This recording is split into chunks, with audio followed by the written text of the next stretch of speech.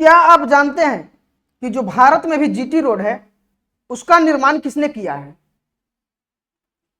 क्या आप जानते हैं कि मुगल काल को आने से पहले भी एक ऐसा शासक थे जिन्होंने भारत में बहुत अनेकों चीज देके गए, जैसे प्रशासन व्यवस्था, डाक व्यवस्था, मुद्रा की प्रणाली, ये सारी तमाम चीजों को एक ऐसा शासक करके गए हैं जिसका प्रभाव हमें आज भी देखने को मिलता है। तो आज हम एक ऐसे ही शख्स के बारे में पढ़ने वाले हैं जिन्होंने बहुत सारा काम किया मुगल को आने से पहले और उसका प्रभाव हमें आज देखने को मिलता है। तो ऐसा ही एक शख्स है हमारे बीच, शेर शाह सूरी थे। शेर शाह सूरी जो कि सूर वंश के थे। तो आज इन्हीं के बारे में हम पढ़ने वाले हैं कि शेर शाह सूरी कौन थे और कौन से वंश के थे और कितना साल शासन किया। तो दुर्भाग्य की बात यह है कि हमारे देश में कुल अभी तक मात्र 5 वर्ष शासन किया था और इतना चीज देकर चले गए कि इसका प्रभाव हमें आज देखने को मिलता है। तो आज हम इन्हीं के बारे में डिटेल से पढ़ने वाले, शुरू से अंत तक। आज जितना भी क्वेश्चन पढ़ेंगे हम, वो एग्जाम की दृष्टि से काफी इंपॉर्टेंट होने वाली है। अगर आपको लगती है जरा सा भी कि एग्जाम की दृष्टि से नहीं है, तो आप लोग हमारे चैनल पे 10-20 जितना भी हो सके आप लोग गाली लिख कर जा सकते हैं, कमेंट में कुछ भी लिख सकते हैं और चैनल को अनसब्सक्राइब कर सकते हैं। इसके लिए हम कोई जबरदस्ती नहीं आपसे करेंगे, लेकिन अगर आपको वीडियो अच्छी लगती है तो आप हमें प्रोत्साहन करें, थोड़ा सा मोटिवेट करें और हमारे चैनल को ग्रो करने के लिए थोड़ा सब्सक्राइब और कमेंट जरूर करें, वीडियो को शेयर भी करें। तो चलिए हम शुरू करते हैं शेर शाह सूरी का, यानी कि सूर वंश को। तो देखिए, सबसे पहले शेर शाह सूरी का जन्म कब हुआ था? तो शेर शाह सूरी का जन्म को लेकर विवाद था। जैसे शेर शाह सूरी का कुछ मतलब इतिहासकार का कहना है कि इनका जन्म 1472 ईस्वी में हुआ था और कुछ का कहना है कि 1486 ईस्वी में हुआ था। तो देखिए, मानते मुख्य रूप से ज्यादातर एग्जाम में देखने को मिलता है 1486 वाला ऑप्शन। तो हम लोग याद करेंगे कि शेर शाह सूरी का जन्म 1486 ईस्वी में हुआ था। कब हुआ था? 1486 ईस्वी में हुआ था। देखिए, शेर शाह सूरी का जब जन्म हुआ था तो 1486 ईस्वी में, तो उनके पिताजी कौन थे? उनके पिता थे हसन खां। कौन थे? हसन खां, जो कि जौनपुर राज्य के अंतर्गत, जौनपुर उस दौरान क्या था? एक स्वतंत्र राज्य था। तो जौनपुर राज्य के अंतर्गत सासाराम नामक जगह जो बिहार में है, वहां का जमींदार थे। कौन थे? हसन शाह सासाराम के जमींदार थे। उन्हीं के यहां शेर शाह सूरी का जन्म हुआ था। शेर शाह सूरी का बचपन का नाम यानी मूल नाम क्या है? तो उनका मूल नाम क्या था? फरीद। उनका मूल नाम क्या था? फरीद। अब देखिए, इनका नाम फरीद से शेर खां और शेर खां से शेर शाह सूरी कैसे पड़ा? अब इसके क्रम को जानते हैं। तो देखिए, उनका मूल नाम फरीद था और उनके पिताजी सासाराम यानी बंगाल, दक्षिण बिहार में शासन कर रहे थे। तो दक्षिण बिहार का एक अफगान शासक हुआ करते थे। कौन? बहार खां लोहानी। बहार खां लोहानी ने उन्हें, उनकी बहादुरी को देखते हुए उन्हें शेर खां की उपाधि दी थी। उनका बहादुरी क्या था कि फरीद जो है, एक बार तलवार की एक वार से ही उन्होंने एक शेर को मार गिराया था और उसी शक्तिशाली यानी उसी बहादुरी को देखते हुए बहार खां लोहानी ने फरीद को शेर खां की उपाधि दी थी। आगे चलकर यही बहार खां लोहानी की जब मृत्यु होती है, तो बहार खां लोहानी की विधवा दुद्दू बेगम, कौन है? दुद्दू बेगम, जो कि बहार खां लोहानी की पत्नी थी, इन्हीं से विवाह करता है कौन? शेर शाह सूरी। शेर शाह सूरी की पत्नी कौन हो गई? दुद्दू बेगम। पूछेगा आपसे कि शेर शाह सूरी ने किससे शादी किया था? तो दुद्दू बेगम से किया था। आपसे यह भी पूछ सकता है कि दुद्दू बेगम किसकी विधवा थी?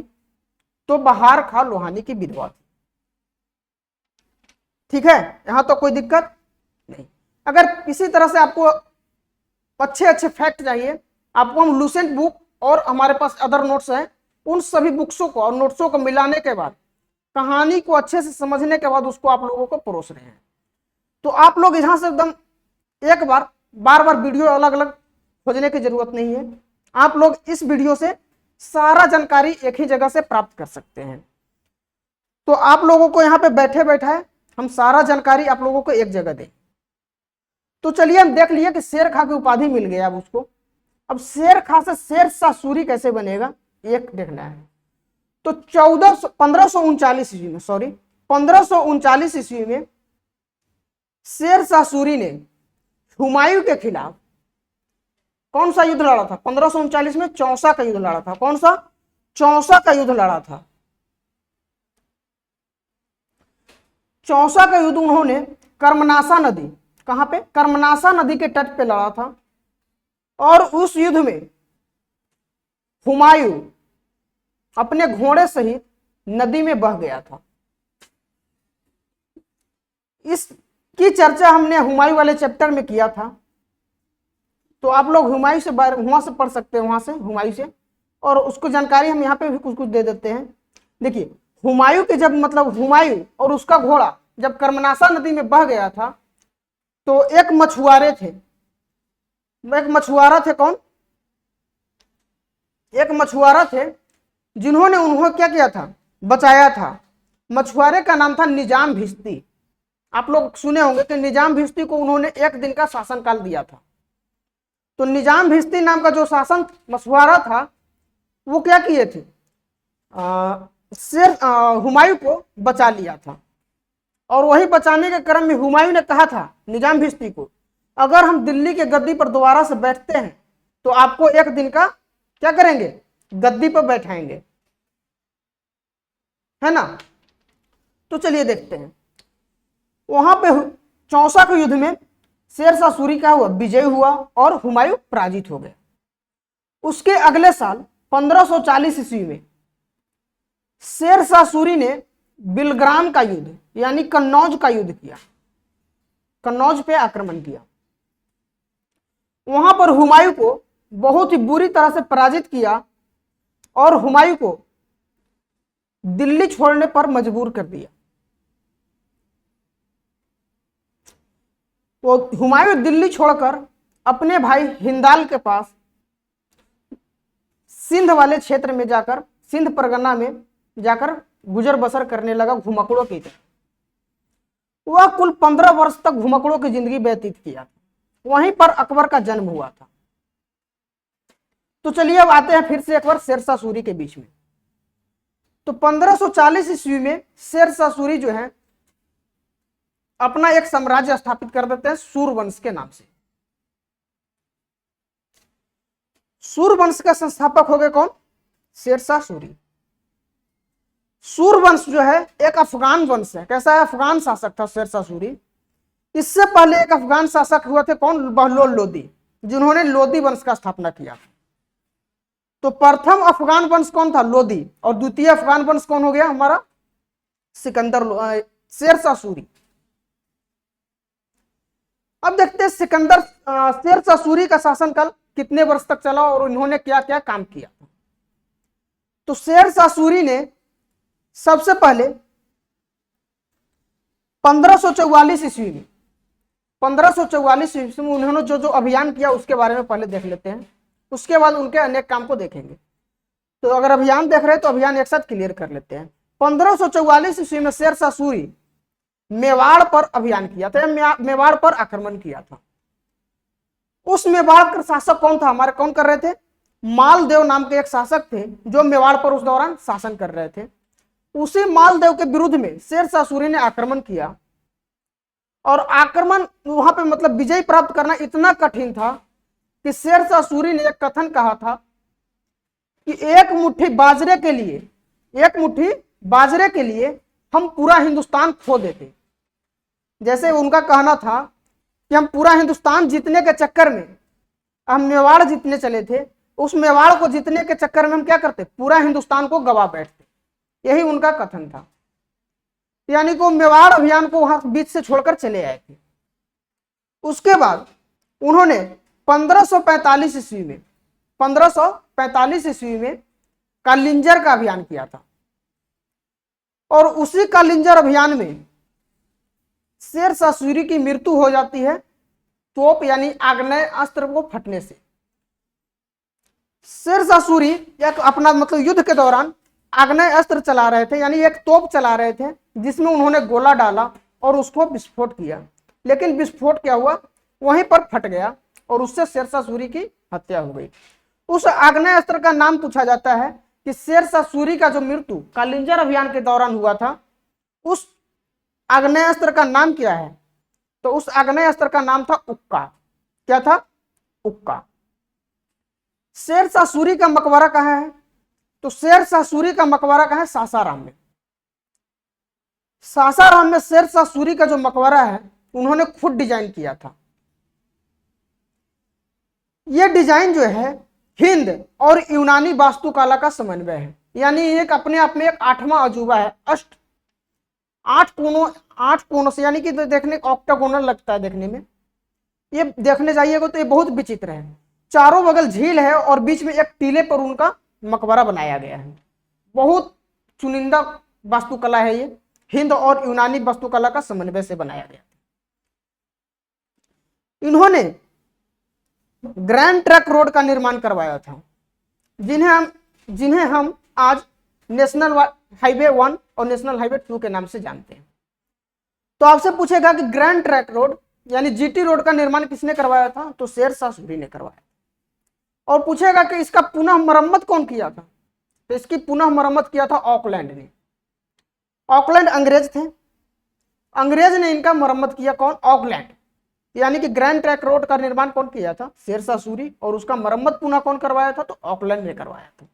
और उसके बाद जो अभी नितिन गडकरी जी हैं वो करवा रहे हैं अभी। और देखते हैं इसका मुख्य काम क्या था। अच्छा, एक चीज और एग्जाम में पूछेगा आपसे कि शेरशाह सूरी के दौरान कालिंजर अभियान किया गया था, तो कालिंजर का शासक कौन था? तो कालिंजर का शासक थे कीरत सिंह। आपसे एग्जाम में पूछा जाता है कालिंजर अभियान के दौरान वहां का शासक कौन था, तो कीरत सिंह थे। कौन थे? कीरत सिंह। ध्यान रखेंगे।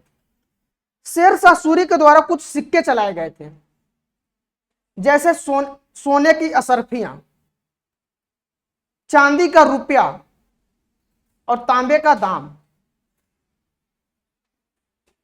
आपसे पूछा जाता है कि चांदी का जो सिक्का था, यानी कि चांदी का जो रुपया था, वो कितने ग्रेन का था, तो 178 ग्रेन का था चांदी का सिक्का। और तांबे वाला कितना था, तो 380 ग्रेन का था। तांबे वाला जो सिक्का था 380 ग्रेन का था। ध्यान रखेंगे आप। आपसे यहां से एक और क्वेश्चन पूछता है कि चांदी का रुपया और तांबे का ग्रेन का विनिमय अनुपात कितना है, यानी कि उसका बाजार में मूल्य कितना है, विनिमय अनुपात कितना है, तो उसका विनिमय अनुपात है 1:64। 1:64। आगे देखेंगे हम।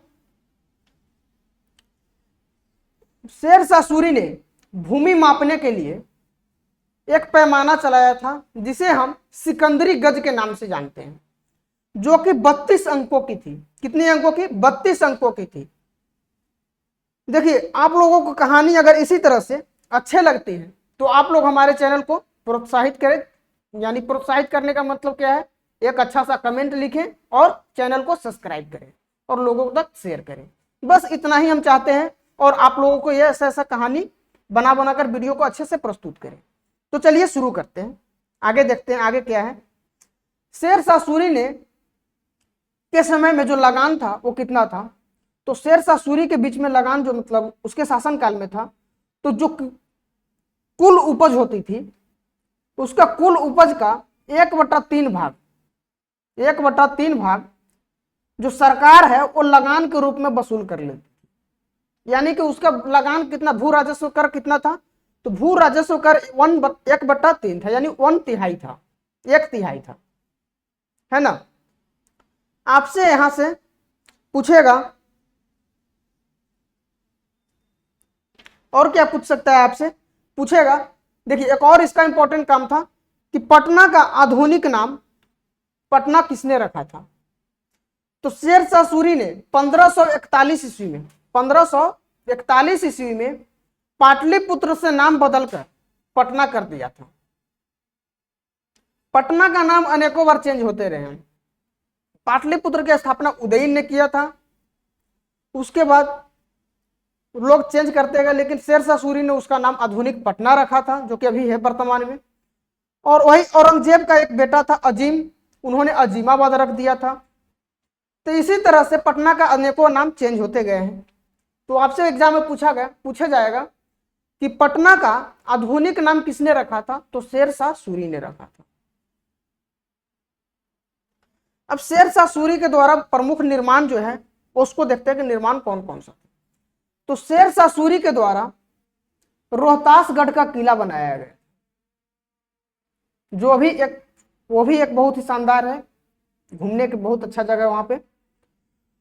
और उन्होंने शेरे मंडल, जिसका आपने पढ़ा होगा पुस्तकालय, जहां से हुमायूं की मृत्यु होती है, दीन पनाह नगर में, या दीन पनाह नगर में एक दीन पनाह भवन था, उसी भवन में शेर ए मंडल करके एक लाइब्रेरी का स्थापना किया था। कौन? शेरशाह सूरी ने। उन्होंने किला ए कुहना नाम का एक मस्जिद का निर्माण भी करवाया था। कौन सा निर्माण करवाया था? दिल्ली में किला ए कुहना नाम का एक मस्जिद था, जिसका नाम शेरशाह सूरी ने निर्माण करवाया था। शेरशाह सूरी ने डाक प्रथा का प्रचलन करवाया था। शेरशाह सूरी ने काबुलियत प्रथा और पट्टा प्रथा को प्रचलित किया था।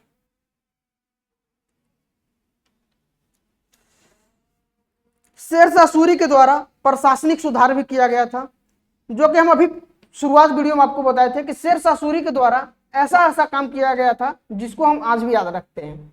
तो शेरशाह सूरी के द्वारा सबसे पहले डाक प्रथा चलाया गया था, इसमें हमारे लिए आज भी बहुत इंपॉर्टेंट चीज है डाक प्रथा। मुद्रा का प्रचलन करवाया था। आपसे पूछा जाता है कि सर्वप्रथम रुपया किसने चलवाया था, तो शेरशाह सूरी ने ही चलवाया था। यह भी एक अपने आप में बहुत ही बेमिसाल काम था। आगे देखेंगे कि शेरशाह का उत्तराधिकारी कौन हुए थे। तो शेरशाह का उत्तराधिकारी उसका पुत्र कौन थे? इस्लाम हसन खां। शेरशाह सूरी का उत्तराधिकारी यानी उसका पुत्र था इस्लाम हसन खां, जो कि शेरशाह सूरी के बाद कोई भी ऐसा योग्य शासक नहीं था जो कि उसके बाद गद्दी को अच्छे से संभाल सके। शेरशाह सूरी 1555 ईस्वी में शेरशाह सूरी का अंतिम शासक था कौन? सिकंदर शाह सूर। उन्होंने हुमायूं का एक शासक था कौन? सेनापति था बैरम खां। तो उसका जो शासक था बैरम खां, उन्होंने सरहिंद का युद्ध किया था। कौन सा युद्ध किया था? सरहिंद का युद्ध किया था, जो कि चंडीगढ़ में है। उस युद्ध में सिकंदर शाह सूर को पराजित किया था और हुमायूं गद्दी पर पुनः बैठ गया था। यहीं से सूर वंश का समाप्ति हो जाता है। तो देखते हैं शेरशाह सूरी से और भी कुछ इंपॉर्टेंट क्वेश्चन है तो उसको बता देते हैं। ऐसे तो हमें नहीं लगता है कि कुछ छूटा होगा। जितना हमने अभी बताया है उतना बहुत ज्यादा इंपॉर्टेंट है। एक बार लूसेंट बुक में देख लेते हैं कुछ छूटा हुआ तो नहीं है। देखिए, एक चीज छूटा हुआ है। शेरशाह सूरी के समय में तांबे का दाम तो चलाया गया था, लेकिन उसके अलावा भी तांबे के और पैसे चलाए गए थे, जिनका नाम क्या क्या था? तो अघोला, दिम्मड़, है ना, दमड़ी, जित्तल और पावला, ये सभी तांबे के अन्य सिक्के थे जो शेरशाह सूरी के समय में चलाए गए थे। तो शेरशाह सूरी से इतना ही सवाल बहुत ज्यादा है, इतना से ज्यादा घुमा फिरा के इसी से एग्जाम में पूछते हैं। तो चलिए हम आपसे कुछ क्वेश्चन कर लेते हैं। आप लोग उसका अगर ध्यान से सुने होंगे तो आप लोग उसका जवाब दीजिए। शेरशाह सूरी अपना सत्ता स्थापित किस युद्ध से करता है? जी बिल्कुल सही, कन्नौज का युद्ध यानी बिलग्राम का युद्ध से करता है। और शेरशाह सूरी का यानी सूर वंश का सत्ता कब समाप्त हो जाती है? तो सरहिंद का युद्ध से यानी कि 1555 ईस्वी से। चलिए एक चीज और बताइएगा, असरफी क्या था? सोने के सिक्का। असरफी क्या था? सोने की सिक्का। शेरशाह सूरी ने किस युद्ध में कहा था, किस अभियान के दौरान उन्होंने कथन कहा था कि एक मुट्ठी बाजरे के चलते पूरा हिंदुस्तान खो देते? जल्दी जवाब दीजिएगा आप लोग। जी बिल्कुल सही, मेवाड़ अभियान। किसमें कहा था? मेवाड़ अभियान के दौरान उन्होंने कहा था कि एक मुट्ठी बाजरे के चलते हम पूरा हिंदुस्तान खो बैठते। तो चलिए, आप लोगों को अगर ये वीडियो अच्छी लगती है तो वीडियो ज्यादा लंबा नहीं है, मात्र 20 मिनट का वीडियो, इसे आप 2 बार 3 बार देख लेते हैं तो एग्जाम में आपको यहां से कोई भी क्वेश्चन नहीं छूटेगा। तो चलिए, अगर आप लोगों को वीडियो अच्छी लगी तो आप लोग हमारे चैनल को एक अच्छा सा स्नेह, अच्छा सा प्यार दीजिएगा, कमेंट में लिखिएगा और चैनल को सब्सक्राइब कीजिएगा। अगर आप लोग सपोर्ट करिएगा तभी हम आगे बढ़ पाएंगे और अपना मेहनत जारी करते हुए अच्छे अच्छे कंटेंट आप लोगों को दे सकेंगे। तो चलिए, मुझे उम्मीद है कि आप लोग सपोर्ट करिएगा। तो मिलते हैं अगले वीडियो में, तब तक के लिए पढ़ते रहिए, सीखते रहिए, द नॉलेज वर्ल्ड को सब्सक्राइब करते रहिए। जय हिंद, जय भारत।